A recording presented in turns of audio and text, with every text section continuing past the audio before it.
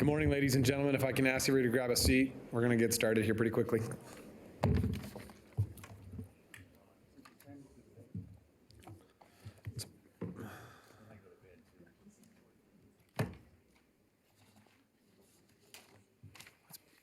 What's Body's last name? Who? Body's last name. Bardia Nazadi. Okay. All right, everybody. Thank you. Welcome this morning, beautiful Friday morning, September 20th, for the regular meeting of the Regional Transportation Commission of Washoe County. This is our regular board meeting. At this time, can I get a roll call, Madam Clerk, please? Certainly. Oscar Delgado. Here. Ron Smith. Here. Neoma Jordan. Here. Bob Lucy. Here. Lee Gibson. Here. Dale Ferguson. Here. Christina Swallow. Here. Sorry. Here. Thank you. We have a quorum. Thank you. Appreciate it. All right. With that, we'll do the Pledge of Allegiance. Mr. Sperber, will you lead us in the Pledge of Allegiance, sir? Allegiance to the flag of the United States of America and to the republic for which it stands, one nation, under God, indivisible, with liberty and justice for all. Good morning, Mr. Sperber, and thank you for leading us this morning. Pleasure always to see you. All right, at this time, we're on to approval of the agenda. Looking for a motion to approve the agenda as posted. Move to approve. Second. I have a motion and a second. All those in favor signify by saying aye. Aye. Aye. All those opposed? Motion carries unanimously. We are on to public comment. At this time, I have just one set in for public comment at this time. If you'd like to speak under public comment, you can come and sign up. But at this time, I'll ask Daniel Griffith to come speak. Mr. Griffith, you can speak about stuff on and off the agenda. You have 3 minutes. Yes. Can you state your name into the microphone for me, please? Say my name? Yes. My name is Daniel Griffith, Thank you. and I own a house on Butler Street. And 395, 580 and stuff, it goes, we're from that wall is gonna be pushed right into the front of our house. And that's where they're widening the road at, right? We can't respond during public comment, so just All go right. ahead. Proceed. That's the only question I have. But I also have a map. News 4 and them come down on Butler Street. This is how we got a warning about it, by News 4 coming down. And they were saying that there was a ramp going to come off that goes right up Manhattan off of 395/80. Now, what is there to that? Can't answer? Sorry, sir. And what about the way they're cutting off Montella Avenue?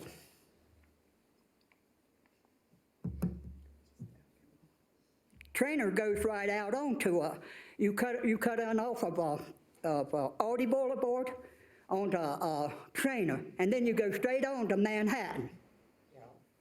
Now, can't answer that question either.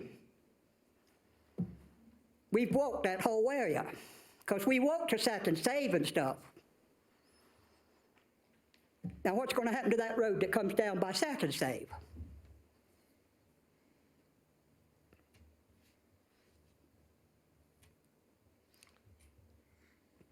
That's all the questions I have to ask. All right, Mr. Griffith, Thank you. All right. Mr. Griffith, we might have staff be able to come back and address some of your questions for you, okay? Okay. All right, thank you. All right, seeing no other further public comment signed in at this time, going once, twice, all right. So we are bringing it back to the board. We are on to item 2.2. Mr. Gibson. Mr. Chairman, item 2.2 is to accept the Mr. Chairman, item 2.2 is to accept the monthly summary report for the Technical, Citizens, Multimodal, and Regional Road Impact Fee Advisory Committees. The reports are in order for approval. All right, looking for a motion to approve. Second. A motion and a second. All those in favor signify by saying aye. Aye. All those opposed, motion carries unanimously. We are on to item 3. Mr. Gibson. Mr. Chairman, item 3 are the consent items. These are considered routine items, such as contracts that are in order for your approval. Staff recommends approval of the consent agenda. All right, looking for a motion to approve the consent agenda unless there is any changes or anything would like to be pulled from the consent agenda this time. Mr. Chair, Ms. Vice Chair. thank you very much. Could we pull item 3.10 for discussion? 310, all right. Yes, thank you. Okay. So I have a request to pull item 3.10 from the consent agenda, but with everything else being in order, looking for a motion to approve the consent agenda with the removal of 3.10. Move to approve consent items and pulling 3.10.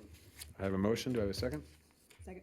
I have a second. All those in favor signify by saying aye. Aye. Aye. All those opposed? Motion carries unanimously. Mr. Gibson, can you please take this into 3.10? Yes, Mr. Chair, item 3.10 is approved.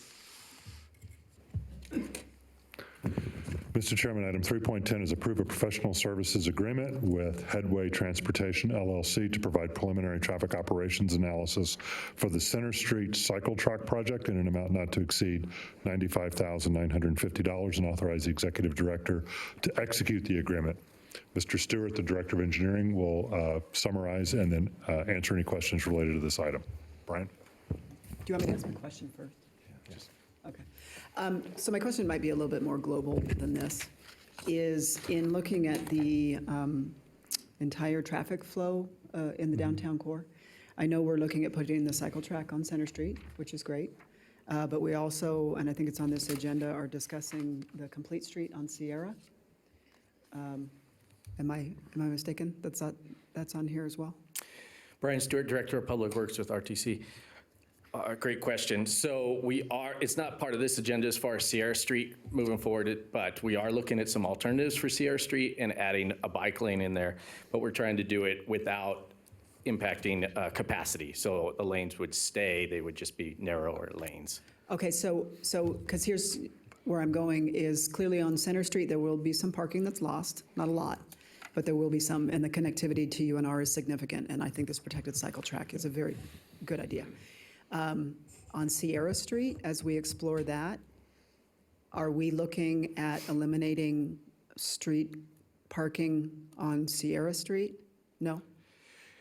We're trying to keep and retain all the parking and just narrow the lanes to be able to get a 5-foot lane for the southbound for the bikes, and keeping parking and the capacity the same on Sierra Street. Okay, and just slowing by the narrowing, hopefully slowing of the traffic. Okay, I was just concerned that we were, and moving forward with bike lanes, which we have talked about for a long time, on both flanks of Virginia Street. But I just wanted to make sure that there wasn't going to be some other global impact to parking and traffic that maybe we weren't looking at from 30,000 feet in its totality. But, okay, now I better understand. Thank you. Sure. Move to approve. Second. I have a motion for 3.10 and a second. All those in favor signify by saying aye. Aye. Aye. All those opposed? The motion was from Madam Vice Chair, second by Mayor Smith. All right.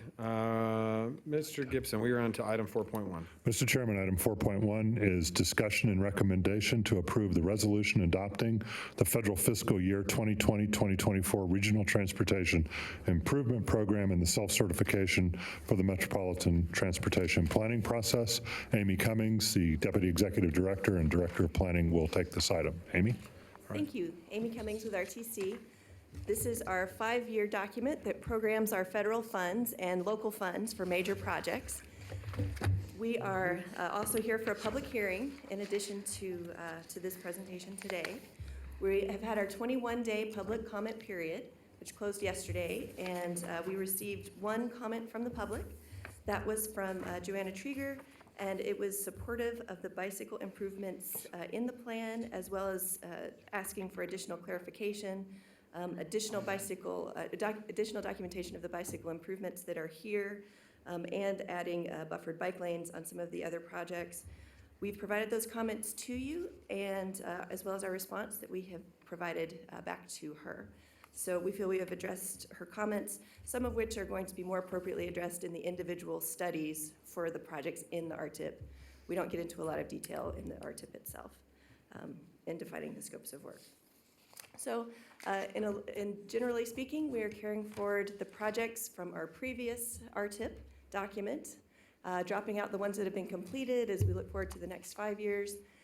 There are a few additions, and I wanted to highlight those today. Some of the projects that had been in for design, we have advanced for construction over the next 5 years, and those include Lemon Drive, Sun Valley Boulevard, Sparks Boulevard, and Pyramid Highway.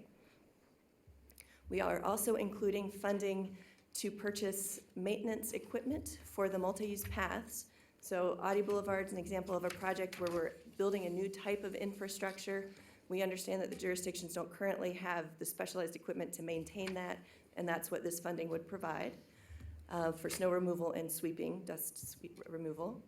We're including the Sky Vista Parkway widening, the NEPA phase for the Keystone Avenue improvements, which was a corridor study finished a few years ago. We're including the bus stop ADA signage markers that were approved through the TA set-aside program at our last meeting. NDOT has asked us to include the US 395 Pardandini interchange improvements, and that's the bridge replacement. We also have some regional traffic calming improvements and the BRT station improvements at Park Lane Mall and at the northbound Park Lane Mall and northbound at the Peppermill. Those are two of our many stations that we want to upgrade to full-size stations, as well as looking into relocating our Meadowood Mall transfer station to another area of the mall per our discussions with the mall. So those are the new projects in the plan. As I mentioned, we've had our public comment period, and this did go to the Technical Advisory Committee and the Citizens Multimodal Advisory Committee, and both of those groups recommended approval. So we're here for the public hearing today and seeking your action on the plan. All right, thank you, Ms. Cummings. This is a public hearing, so we have opened the public hearing for this. We were submitted public comment for the record from Joanna Traeger, and we have submitted that and put that on the record with the clerk. But I do have Daniel Inouye. Sorry if I slaughtered your last name. My apologies. Welcome, Daniel. Thank you. Good morning, Mr. Chair, members of the board. For the record, Daniel Inouye. I'm Acting Director for the Washoe County Health District Air Quality Management Division. I'm here to provide support for the RTIP. Meeting the federal ozone standard is our greatest air quality challenge. Transportation sector accounts for approximately half of the ozone precursor emissions. As our region grows, so does the amount of vehicles miles traveled. Reducing the length and number of vehicle trips will be key to meeting the ozone standard. So the RTIP includes several important elements that can reduce vehicle miles traveled, such as employer trip reduction programs, transit, bike and ped master plan, and complete streets. So implementing transportation plans in coordination with local and regional land use plans will help us maintain our region's environmental, public, and economic health. Thank you. Thank you, Daniel. All right, is there any further public comment at this time on the RTIP? Okay, come on down.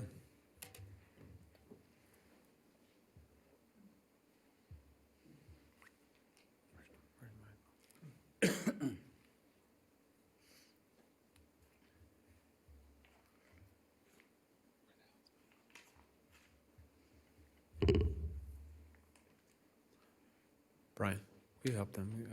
Get them to the podium. And the microphone's right there. Where's the mic? Right where? Sorry, I don't really know what right where means. Hi, good morning. This is Dora Uel, my husband Juan Martinez. I'm glad we are talking about this ADA. It's maybe little things to work on and to improve the transportation with RTC, the 4th Street Station, and all the satellite stations. So I understand that there's a construction at the Reno 4th Street Station, but it would be really helpful when the doors are open, if they would announce what route they are, because for instance, Route 9 is difficult to find. I documented one couple of times it was hard to connect the bus to go to church. Also, I mean, if they're in the signage that Ms. Cummings was talking about, that would be very helpful, tactile, to know what route, or if they do change the route because there's construction, that would be benefit to us blind riders. Also, and this is something to think about, and I want to have a place at the table to work with how we can, I understand there's ADA with service dogs, but I was on a bus a couple of times, and people are getting on the bus with their, they claimed it's a service dog, but it's not on a leash, and it barks, and it can distract my service dog, who is trained to do what he needs to do, is being my eyes. And I think that the RTC should have a guideline. If it's not on a leash, they can't board, because that's, I guess, a liability, for lack of better words, but that's my 2 cents. And also, I am glad that there's now a automatic bus stop announcements, because one time I got off at the wrong stop, and I got off at a bus stop, but there was no sidewalk and a lot of poles on the dirt. So we could work on those improvements as well. Thank you all. Thank you. And Michael, will you make sure that they get a sign-in, we get them signed in for public comment? Thank you. All right, seeing no further public comment, we'll bring it back to the board. This time, we will looking for a motion to approve the resolution adopting the fiscal year FY 2020 through 2024 Regional Transportation Improvement Plan, RTIP. I have a question. Oh, I'm sorry. I have a question for Amy. Amy, the multi-use path maintenance equipment purchase, I wasn't aware that RTC was going to purchase that equipment. Is City of Sparks aware of that? Yes, we've been working with your staff. Okay, because we talked about what we're going to need and stuff like that. So you're just going to buy it and turn it over to the City of Sparks? We will have an agreement, yes. Okay, thank you. Are you good? I'm good. All right. All right, seeing no other questions from the board, for Ms. Cummings, I'm looking for a motion to accept the RTIP. Move to approve? Second? I'll second it. Motion, I have a motion and a second. All those in favor signify by saying aye. Aye. Aye. All those opposed, motion carries unanimously. Chairman, if I may, Yes. I would like to recognize Dan Dunges, our planning manager, who was the lead in coordinating and developing this plan. He worked extensively with the staff at your jurisdictions and all of our partner agencies. Thank you, Dan. We appreciate it. All right. Mr. Gibson, we are on to item 5. Mr. Chairman, item 5 is the director's report, and I'll start off with, on July 1st, we launched the UNR TMCC Ed Pass. This enables students, faculty, and staff to use their school ID to basically use our transit system. We have seen great success initially with total ridership using the new Ed Pass for August of 2019. We had a total number of riders of 9,304. So that was made up of 5,218 UNR students, 4,806 TMCC students. I think this is going to be a real driver over the long term for an increase in our ridership. I want to just, as a ministerial matter, note that our capital investment grants done. That's good news. We also want to let everyone know that, let the commission know that FTA has issued a notice of funding opportunity for transit-oriented development planning grants. RTC will be working with our partner jurisdictions to determine potential interest in this grant opportunity and try to identify candidate transit-oriented development corridors that meet this eligibility criteria in the NOFO. Submittals are due middle of November. So the really big news, though, is that the Southeast Connector project received a national and international recognition, I think 2 weeks ago. Was it 2 weeks ago or a week ago? A week ago. There's the picture of the fine professionals who were involved. So basically, the American Public Works Association, an organization RTC has supported individually and collectively for many years, awarded us the Project of the Year for transportation projects over $75 million.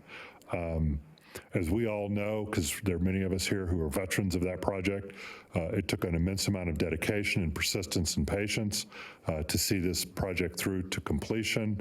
It's an investment the region had been grappling with for many, many years, and now we have finally realized the benefits, and that facility is now open to the public. I'd like to take a moment and have Lonnie Johnson from the APWA Nevada chapter come forward and say a few words, and then I think we're going to do a photo. And there's somebody out in the audience that had a little something to do with this project that I think we're going to want to have come down and join that photo. I'm staring at him, Mr. Oaksel. So, Lonnie. Good morning, Mr. Chair and the board. For the record, I'm Lonnie Johnson, representing the American Public Works Association Nevada chapter. The Regional Transportation Commission of Washoe County received the American Public Works 2019 Public Works Project of the Year Award for the Southeast Connector.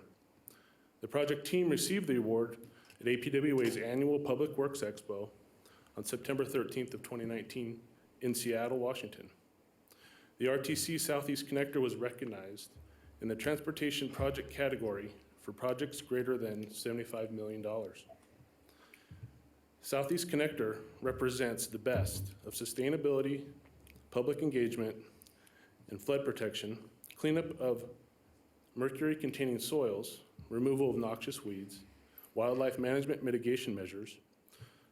All these things combine to reflect how current highway planning, design, and construction can balance the needs and meet all of our desires to provide an improved natural environment and improved connectivity. Additionally, the extensive public outreach implemented was key to keeping the public informed and engaged in this project. Awards are given for infrastructure projects publicly developed, owned, and maintained that promote excellence in construction management and administration. These awards recognize the alliance between the managing agency, contractor, and consultant, and their cooperative achievements.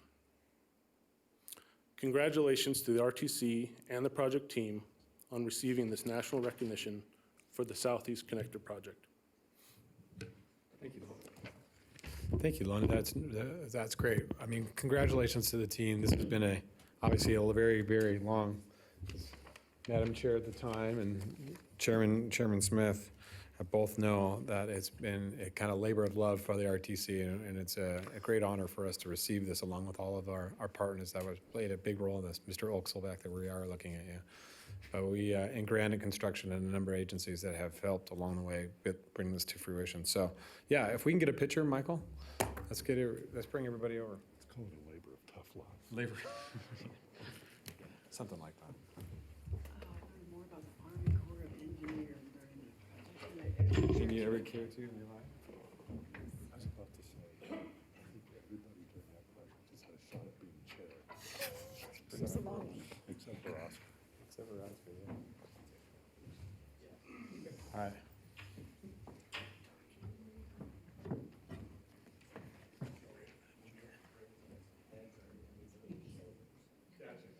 No one's face is blocked, right?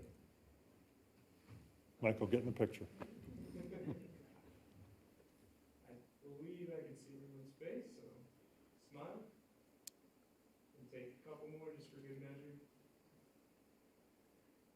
It's good. Thanks. Awesome. Thank you. Congratulations, everybody.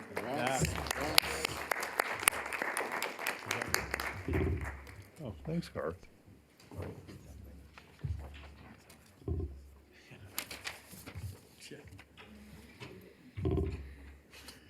I love it. All right. Mr. Gibson, we are on to the RTC, or no, I'm sorry, on to the federal report, 5.2. Mr. Chairman, I'll keep this brief. The Senate Majority Leader McConnell is helping to move a appropriations bill before September 30th when allegedly things disappear. Looks like they moved up to 12 appropriations measure. I'm sorry, passing 10 of 12 appropriations measures before a budget agreement was reached. Stay tuned for that. One thing I'm kind of fascinated about is the US DOT is working towards, they published in the Federal Register a notice of availability and request for comment on interim policies on page limits for National Environmental Policy Act documents and the application of the one federal decision process to DOT projects. I think we're going to watch that carefully and perhaps submit our own comments on that. The budget and debt limit issue is still out there. On August 2nd, President Trump signed a $2.7 trillion budget agreement that increases the discretionary budget caps. So this agreement prevents cuts in non-defense discretionary spending, which otherwise would have been cut by approximately $54 billion. As mentioned in my 2020 summary, the bills being worked on by Congress need to comply with this agreement, so stay tuned for that. I will point out, we did make a visit to DC and had a very productive meeting with the acting administrator, KJ Williams. KJ Williams is quite complimentary of the efforts of this commission and of the staff, and I think she is recognized, and we may see her out here in November, but we should all be quite pleased that we've been able to do 2 CIG projects, capital investment grant projects, stay on schedule, on budget, and deliver the project within the scope limits that we have executed in our agreements with them. I say that, and I want to try to put this in maybe a national perspective. Not everybody does that. In fact, the capital investment grant program has been under a great deal of scrutiny in the past, a great deal of criticism in the past for schedule delays, cost overruns. But the one thing that she made very clear to us, from the commission on through the staff and to our contractors, we seem to bring an extraordinary level of competence. And I just want the commission to know that this was quite a recognition by her.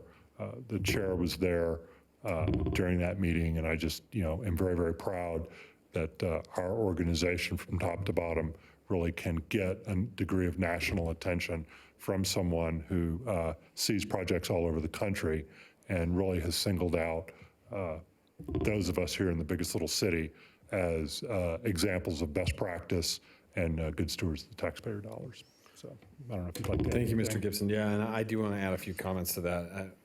I was very fortunate to travel with the team last week back to Washington, D.C. and participate in the meetings with the Department of Transportation and the FTA. And the one thing that did stand out with me when we had the meetings with with KJ Williams and staff was that through every project that we've had here in Washoe County, the one thing that KJ Williams seemed to hone in on was Lee Gibson and his efforts to continue to lead a strong team and compile professionals and leaders in the transportation industry that truly bring these projects to fruition. I can't speak highly enough of Lee when we showed up and KJ goes, we know exactly all about Washoe RTC and what you guys have done year after year. And when you have those meetings at the Department of Transportation and have that's beyond national accolade. That's not some award. That is truly when staff and individuals at that level stop and single out your organization.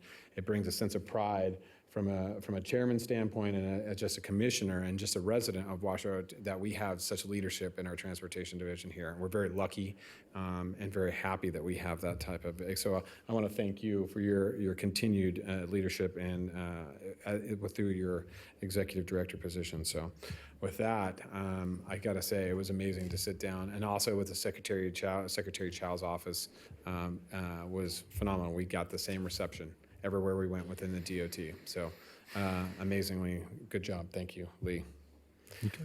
All right. With that being said, we are on to, we'll close 5.2 and we're on to 5.3. Director Swallow.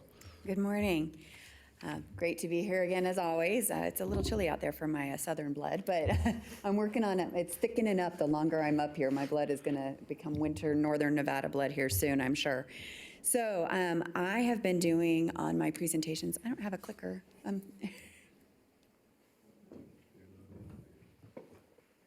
Excuse me, Christina, remember your southern blood is from Tucson. It's way southern, yeah. So we're thickening it up the more time I spend up here in Reno. So, and I'm enjoying the nice cooler weather. All right, so I've been at the transportation board meetings. I've been talking about our safety record across the state at every one of the meetings, and I'm going to start doing that here at the RTCs as well, because safety is number one. And we, in this community of delivering and operating our system, we have a role to play in that too. It's not just behavior by the drivers, it's not just enforcement, we all have a role, so I'm going to start doing this as part of my monthly report. As you can see, we do have some good news across the state. Pedestrian, overall fatalities are down. 172 is still far too many, but overall it's fewer than last year. Pedestrian fatalities are down overall across the state, and so are unrestrained occupant fatalities. Unfortunately, those two statistics are not the same when we talk about Washoe County. As we know, pedestrian fatalities so far this year are double what they were last year in Washoe County, and unrestrained occupant fatalities are also slightly up.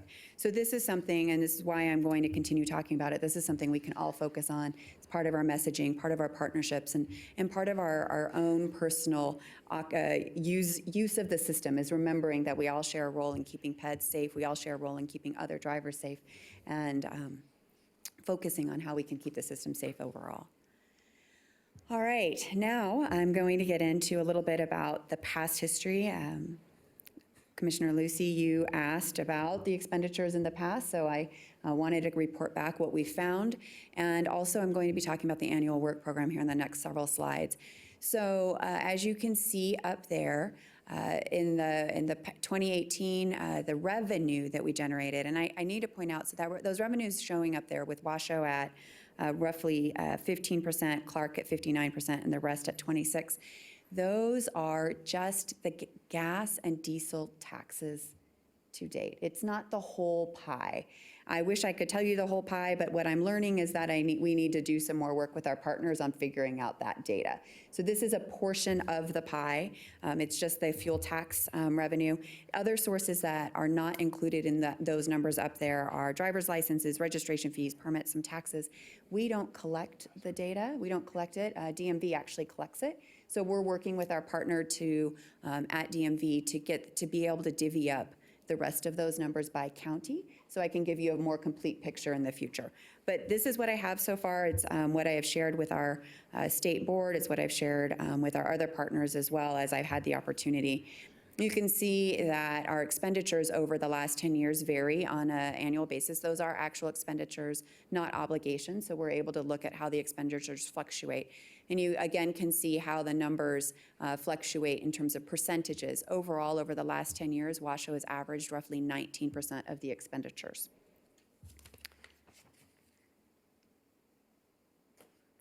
All right, now on to the annual work program. The annual work program was approved by the Transportation Board at the August meeting. It was the 2020 annual work program. You can see up there the split as it shows. Washoe will be receiving roughly 14%, Clark will be at 57%, and the remainder statewide and other counties, their representative percentages up there.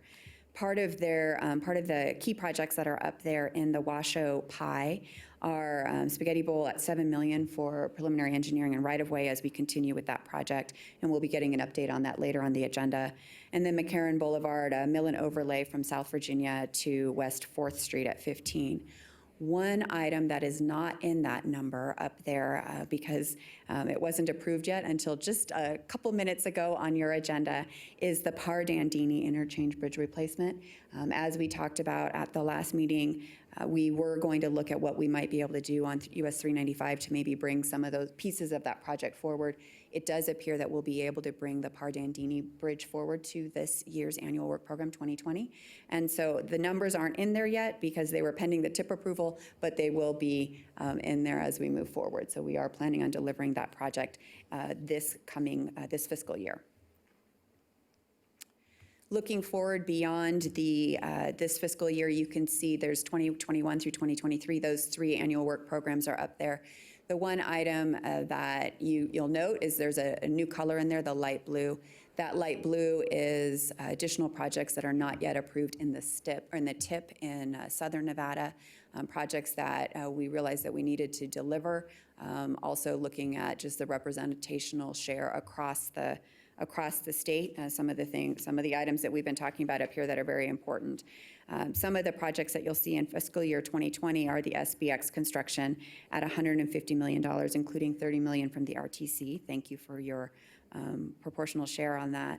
Fiscal year 2022 includes I-80, some barrier rail and culvert work, ITS upgrades, aesthetics, and fencing at $13 million. And in fiscal year 2023, at the US 395 North Valleys project at $97 million.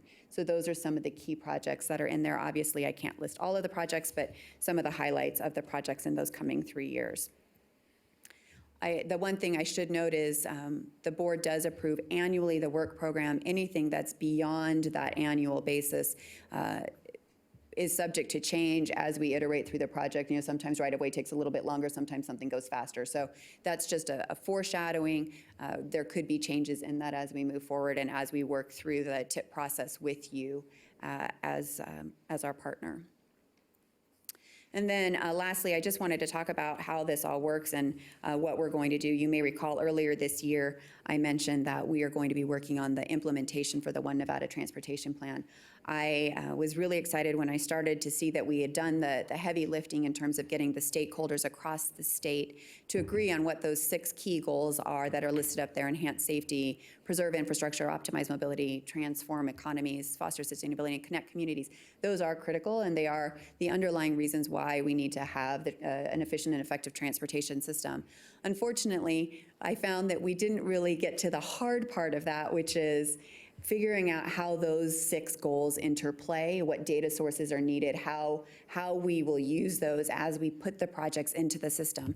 So at the August Transportation Board meeting, we awarded the contract for the implementation of this. And as we work through that, we'll be working with our stakeholders, including you at the RTC, to figure out, well, how do those work together? Which of those 6 goals is higher priority than the other? How do they weigh against each other? And so that as we advance forward with our future annual work programs, this will come into play. In 2020, we'll have started that iteration, or 2021, we'll have started that iteration. We anticipate that it'll be a 3-year program to fully implement, and that is to allow for an iteration. So as we work through it, we will be working with you.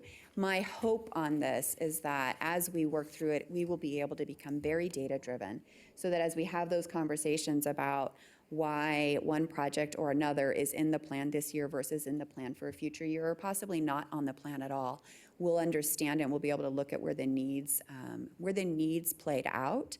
Was it a safety issue? Is it a congestion? Or is it a preservation?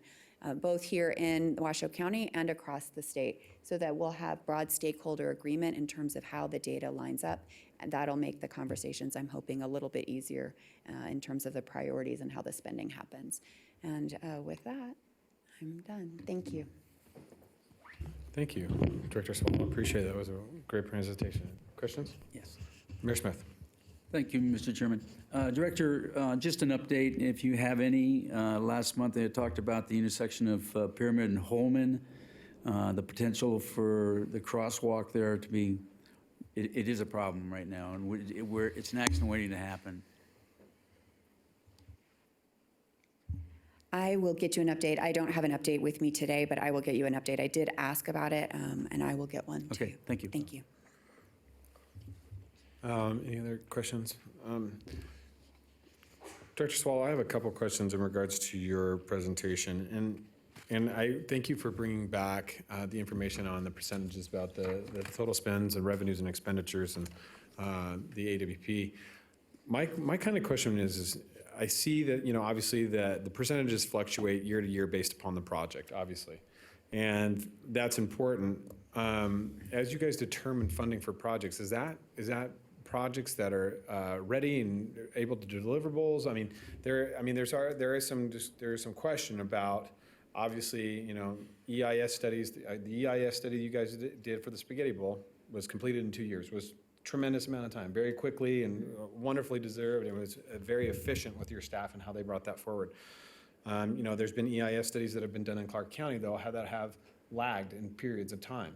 And so my question is that as we look out, and you inserted a funding in your charts for 2022 and 2023, obviously for future projects that are in Clark County, that's putting out, I think there was 287, 30% of the budget in 2023, and you've got 19% of the budget in 2022 that are going to projects of proposed Clark County projects.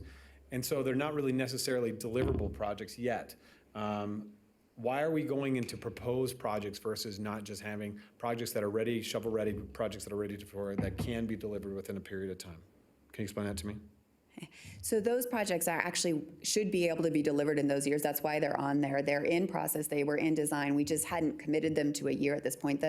What I've learned is as we get to the out years, we don't necessarily fully fill those out years early on. So they weren't completely filled. As I started to have the conversation, and we can get into all the math, but the percentages were super skewed so that Clark was in like the 30s and 40s percentages in those out years.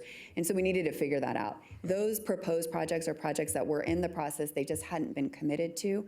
The problem is they're not in their tip. So just like the Pardandini Bridge was not in your tip, Gotcha. they're just not in their tip yet, and so we're working with them. We also are working to make sure that they're the projects that they want in those years. So some of them are projects that we're already working on, but they may need commitments from them as well to make sure that they happen in those years. Okay. So we're working through that with them. And I appreciate that. And I guess my comment would be to that is that as we move forward and continue to move, obviously from year to year in regards to our RTIP and the available work program and whatnot, what we can do is that we have a kind of a grander conversation. And I think this is what you and I brought up from the start, is having kind of a regional discussion about how this really does impact not just Washoe RTC, but the region as a whole, because there are projects that we could potentially do, I-80 widening that affects Story County, Lyon, and a number of counties surrounding us regionally that has some dramatic impact just to Washoe County, but it is more of a regional. And so I want to make sure that we're addressing projects based upon their merit, the safety of those projects, and the need versus is there a money indifference? You know what I'm saying? And that is exactly why I'm so excited about the implementation of the One Nevada Transportation Plan. That is what I'm planning on getting us to, is so that we are looking at statewide needs and then deciding how we prioritize based on the needs. So that if there's a project that the current need is not as high as another project, but we're sitting here, we're having a conversation, well, why aren't we doing it? We can make an active decision about should we prioritize that in advance of another project that perhaps has a higher data-based need. Great. So I'm actually really looking forward to that because we're having lots of conversations when I'm here. We've talked about Pyramid Highway, Mount Rose, McCarran, all of those. That's part of your process in terms of how we get it into the tip, but it's also part of our process in terms of helping identify where those needs lie on a statewide basis. Great. And so and that's fantastic. And I'm looking forward to those continuous conversations. And I would be remiss if I don't continue to bring up 431 and the improvements on 431 and the safety improvements on the lower portion in the foothills, but also I know one of the things that have been worked on been trying to get worked on since I've been on this board was the guardrails all the way up the hill.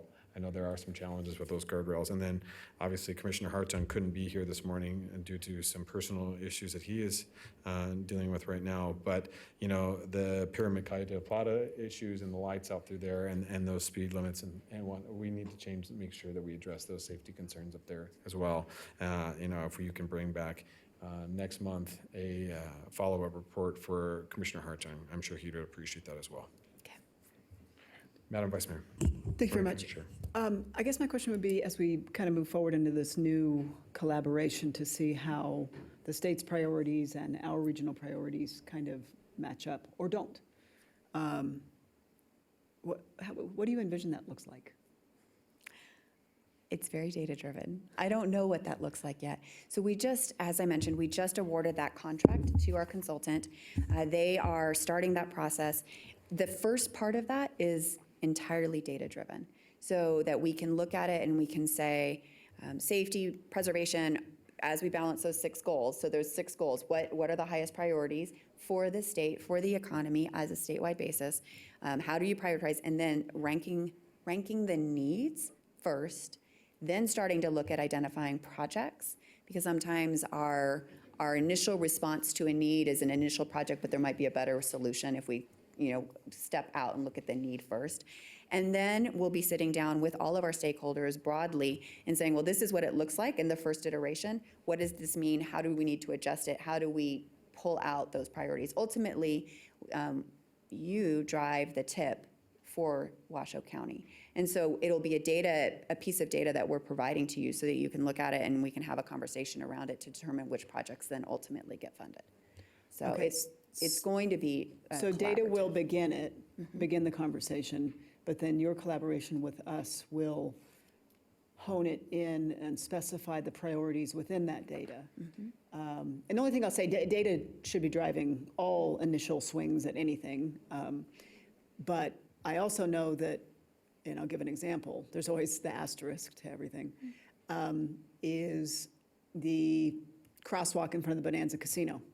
That never fit the box for a light, a full traffic signal, but there was 12 deaths in the area. And it wasn't until we as a community said, we understand the checking of the engineer box that would merit a light isn't there, but my goodness. And we got the light in. So I just want to make sure that this body has the flexibility and the authority to influence the prioritization of the data. So that's a really good example of two things. One, we need to identify the needs first and then figure out the right solution. And that solution might not have been the solution that fit our box, but it was in this case. And so let's figure out the needs and then figure out what the best solution is for the needs, but have them separate. But then B, that project, that funding of that project impacted funding for something else. And so I want to make sure that as we're having the conversation, everybody understands what ranked higher in case we're bumping something so that we know it going in and we know what the impact of it is. And so, yes, very much data-driven, very much focused on the outcomes that we want as a statewide, state and county, and then actively making the decisions that best work for the communities. Okay, so and I'll give one more example. So if we come up with this more data-driven and this formula collaboration, and we, for instance, our numbers for pedestrian deaths are double, and that is very, very concerning. And if there was an initiative that said, we believe that NDOT should look at putting the crosswalk flashers in at every crosswalk within a certain proximity of a school, and we made that a priority, that is something that we could act more nimbly on, but something would be impacted, understandably. But this new collaboration would allow that sort of And it would also, in terms of nimbleness, as you know, delivering projects takes time. So, but it could be something that the decision was made by the RTC that you asked us to do this, we would look at it. We would still use data to make sure that we weren't doing something that would ultimately harm. That's part of the Pyramid and Calle de la Plata, right? We're doing a study on that, on those flashing signals, or the signal ahead. So we would want to make sure that we were smart about it. But yes, it would help shape the conversation. And if that became the priority, you would know what you were bumping. Okay, thank you. And Director Swallow, Vice Chair Jordan brings up a good point. For an example, on 431, a good majority of my family live out in that south part of the valley. My sister lives right up there, and she was on Monday. She was driving down, traveling eastbound on 431, coming down the hill at about 3:30 in the afternoon, 4 o'clock, as the sun was going down over the horizon. An 83-year-old gentleman turning on to Callahan Road lost sight of her, T-boned her, totaled both cars. He had to go to the hospital. She luckily did not have to be transported. Thank God her airbags went off. But I almost lost my sister in an accident on Monday. And so I sit here and I'm remaining calm and collective about this, but I've lost a number of lives on that road. And every time I talk to my staff, it's that the traffic level doesn't merit those improvements. The levels don't merit those discussions. And it's a 2-lane highway. It has to hit these certain thresholds. But it comes back to your point on, and the number one is to enhance safety. Your number one goal is enhance safety. And when we talk about that, it's like, yeah, data is great, and I'm a very data-driven individual as well. sometimes you have to step outside of the data and really assess. I actually sometimes physically have to take my staff to a location and say, hey, look, I understand in a box, in a textbook scenario, this works, but in this specific scenario, it does not. And so I would hope as we continue, and I'm hearing you, that we can be and reprioritize projects, but as we talk about things, we need to not just like, well, there was only 6 deaths. Well, it's not about, and I don't want to make light of what I'm saying, but I want to make sure that when we have these discussions, how much does a braided rail cost versus another life? How much does, I'm not asking for a signalized intersection. I'm not asking for K-rail up and down. I'm not asking for massive improvements. I'm asking for what is a reasonable project that's going to protect human life as it pertains to transportation in every region, part of the state. We have to approach projects like that, not just based on percentages, not based on data, but that human issue that comes into that. I'm looking forward to having the conversation on implementation, because as we do this, it starts to change the conversation in terms of how we balance and prioritize. If we're going to do safety as number one, then we have to understand, what the impacts are on preservation and what the impacts are on new construction and capacity, and possibly the limits there as we grow as a state. And so I'm looking forward to that conversation. And please know that every death is one too many. So we do need to focus on that. But there's a limited pot of funding, and so how do we prioritize that across the state, and not looking at it as, well, this much goes to this area and this much goes to that area, but truly based on the needs and then figuring it out from there. Great, thank you, I appreciate that. Any further questions? All right, thank you, Director Swallow, appreciate it. All right, we are on to item 6.1. Mr. Director. Mr. Chairman, item 6.1 is to acknowledge receipt of the report on RTC ride service expansion discussions and direct staff accordingly. This is specifically a report that focuses on the Spanish Springs area. It was requested by Mayor Smith and County Commissioner Hartung. Mr. Hartung could not be here today. Mr. Maloney is prepared to give the presentation. What do y'all want to do? Yeah, the more I think about this, I really do think Chairman Hartung would want to participate in this discussion with Mayor Smith.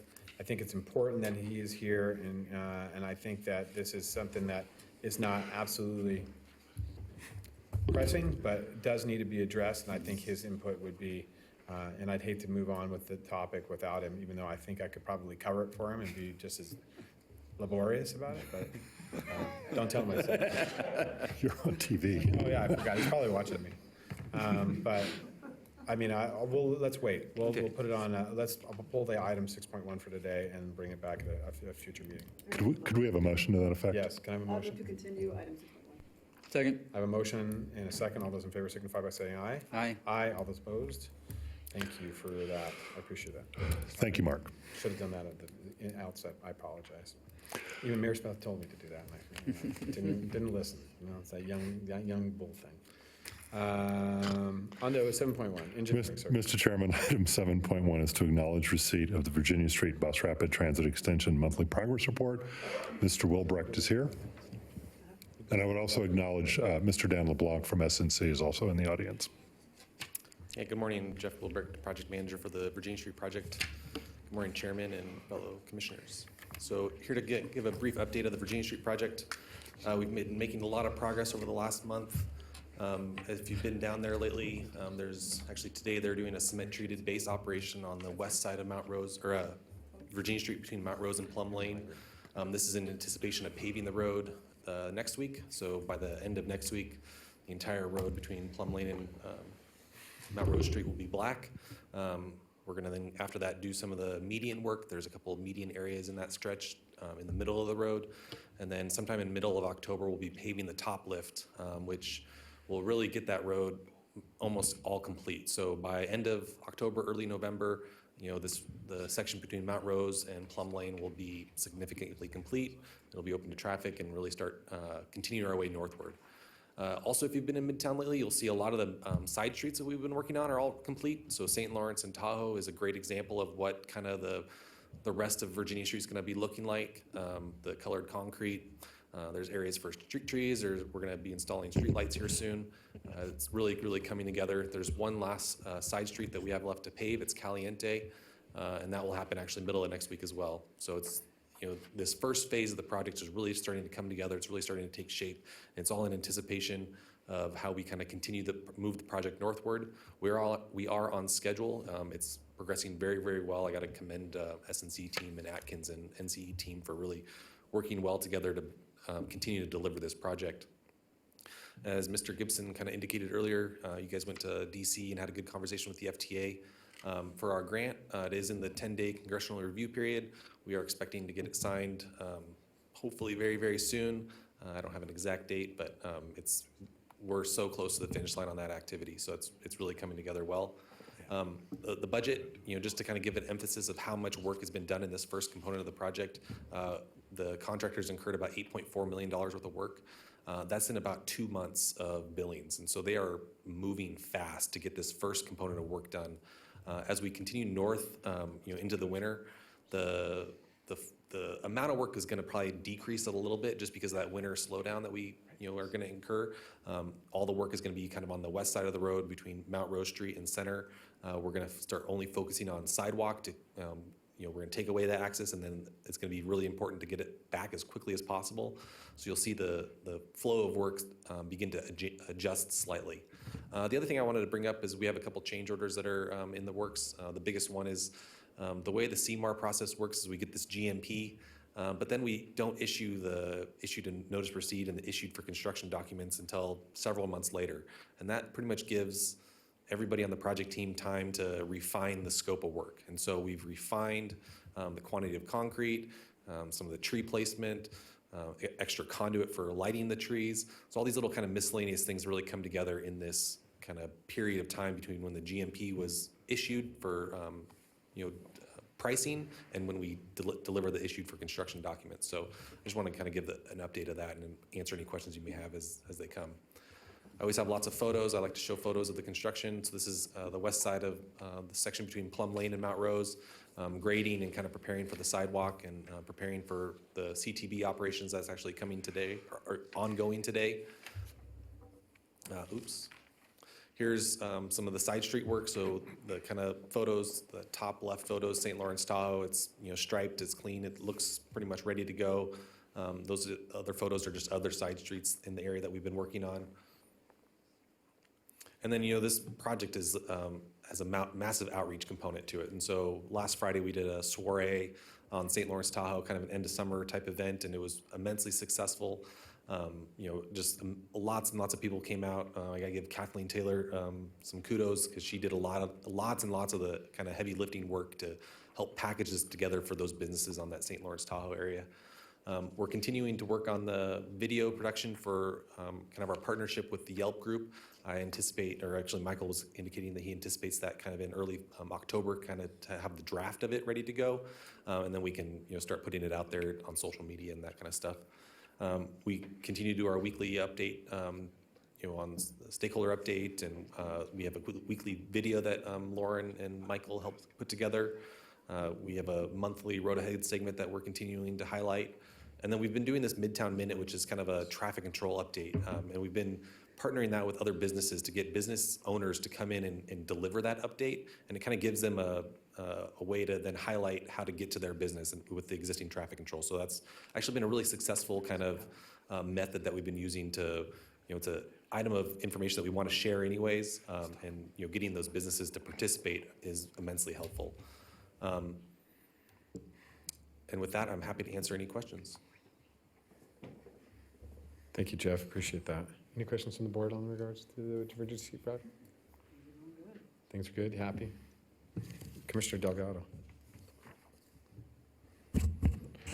Thank you, Chairman. Just wanted to thank staff. I know you guys have been really diligent about answering questions in relation to, and the evening I ran into Mr. Moreno down in Midtown, heard nothing but great things, a lot of community support, a lot of good community enthusiasm. So just want to relay that to the commission. People are having a good time, and really appreciate the new construction. Looking forward to that construction as well. Thank you. All right. Thanks, Jeff. Appreciate it. Thanks, guys. All right. Actually, I want, when I come back, I want to come back as Dan LeBlanc. I want to come back because it looks like he's a party planner these days. Every day is like a new party down on Virginia Street. They're having way too much fun down there. Yeah, is Oktoberfest coming up? When is that? Anyways, thank you. Appreciate all the work SNC's doing over there too as well. That's looking great down through there. All right. Mr. Gibson, we are on to item 8.1. Mr. Chairman, item 8.1 is acknowledge. Excuse me, did we get a sorry. motion? Yeah, I'm sorry. We jumped ahead there. Looking for a motion to approve the report. Motion, second, from Commissioner Delgado. All those in favor signify by saying aye. Aye. Aye. All those opposed. Motion carries unanimously. Thank you. Okay. All right, 8.1. Mr. Chairman, 8.1 is acknowledge receipt of the NDOT Spaghetti Bowl Project Monthly Progress Report and provide input accordingly. I believe Jenica Keller, the project manager, will provide that update. Jenica?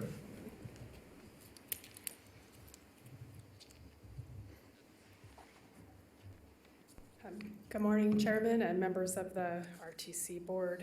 Wanted to provide an update on Spaghetti Bowl Express and the progress we've made over the last month. We have two big milestones I'm pleased to report on, and that's approval from the Union Pacific Railroad for the Design A submittal. It represents roughly a 30% design. That's good news for us. It's taken months to get to this point. The next step regarding coordination with the railroad is the Design B submittal, which is roughly the 60% design. That's anticipated to be submitted spring of next year. The other big milestone is local approval of the 408 permit that's needed to perform work in and around the Truckee River. That's been submitted to the Army Corps of Engineers earlier this week for approval. Also, we met with utilities and had a kickoff meeting to coordinate the schedule moving forward. That's part of Phase 1A, as we talked about last month. The next three bullets are basically just to reiterate it's an important project for NDOT. We're continuing discussions with stakeholders and elected officials and locals to provide updates on the status of the project, answer any questions, and again, reaffirm our commitment to the project. While we continue to advance this phase, we are not losing sight. Needed to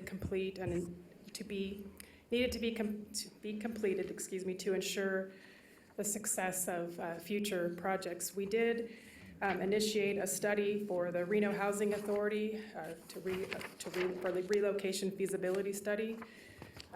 The department will study options to provide housing for displaced persons that reside at Mineral Manor. The scope of work will include assessing the Mineral Manor property, examining replacing housing options, developing a detailed report to include recommendations. This study was required as part of the environmental process. It's to be completed no later than end of June of next year. There's been some questions about the Governor's Bowl.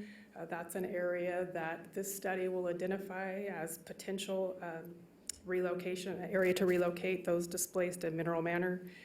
This study will position NDOT to move forward effectively and efficiently. Earlier this month, we received an unsolicited proposal to design and build the Spaghetti Bowl Express project. Currently, we have a team that consists of internal and external technical experts carefully reviewing this proposal. A recommendation is anticipated to be made to the Transportation Board in December. We will continue to provide updates as we advance. The next slide goes into the specifics of that process. Before I get to that, I want you to know our team has not stopped advancing the design as we've discussed last month. So the first step of an unsolicited proposal is the application. The proposal did come in. We did complete a completeness review, and it's advanced to the next step, which is the qualitative screening. That's a comprehensive evaluation conducted by two separate teams. One's an executive level and one's a technical level. Concurrently, we have intergovernmental review that's looking at this as well. Again, once a recommendation is made, once the review is complete, the recommendation will be made. The recommendation, we have three options. One is to start a procurement similar to what we just went through over the last 18 months. Option 2 is to enter into negotiations with that proposer, or number 3 is to reject the proposal altogether. That concludes my update. Thank you, Jenica, I appreciate that. Any questions from the board? Madam Vice Chair. Thank you very much. 2 questions. Since if you recall back when we started the Spaghetti Bowl Express discussions, we had some interim safety improvements, temporary safety improvements that were proposed initially, which were the variable speed indicators based upon traffic. So as you're coming into the bowl from both sides, if there was traffic and/or accidents, there would be digital signs that would tell you, lower your speeds to 55, congestion ahead, lower your speeds to 35, accident ahead, whatever it would be. And those got stripped out. Since we're on a delay, has there been any discussion about putting some of those interim safety improvements back in? I always thought that was a great idea, and now I really think that's a great idea since there's a delay. I don't know if there's been any discussion on that.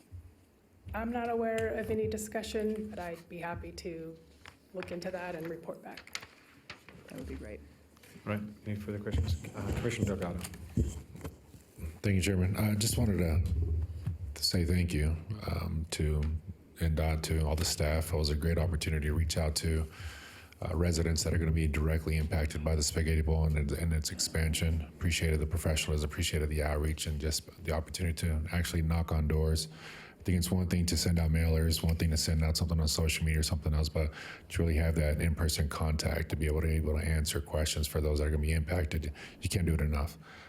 So it was a great opportunity to work with NDOT and to be open to our community about the changes and to let them know that as changes progress, that we'll still continue to communicate with them.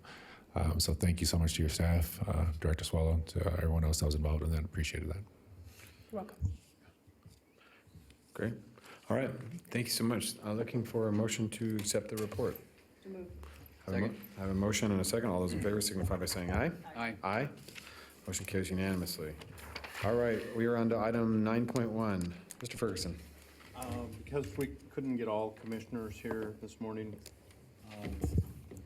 we continued the attorney-client session to discuss pending litigation, and I'd like to see if we can't have that before the October board meeting. Okay. Thanks. We will make sure that Denise gets it on the calendars for all the commissioners for the October meeting. Just a reminder, our meeting starts at 8:30 that day on the 24th. Oh, good. Okay. Yay, early mornings. I like them. Can we do it after, maybe? All right. Let's do an after. We'll set an after session.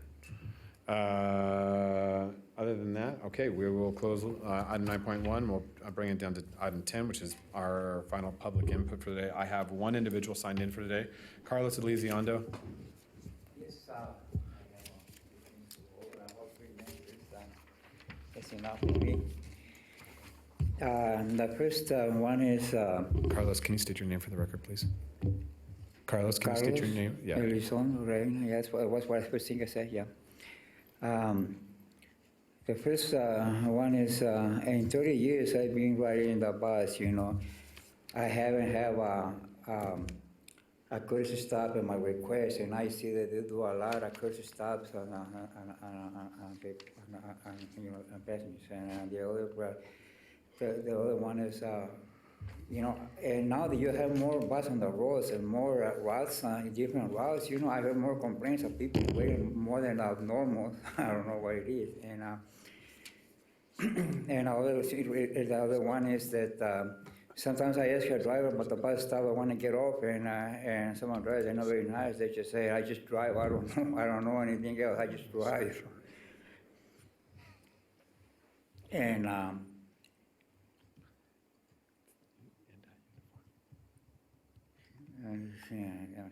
and another thing I know is that security, favors some people, and waiting, hanging around on bus on Forestry Station because I've seen a lot of people they're hanging around for a long, long time, and I have proof of that. And And another thing that I noticed, I live a couple blocks away from Virginia Street, and there's times of the day that I see, 3, 4 buses bumper to bumper, running on empty. I don't know what the point of having so many buses out there on Virginia Street. And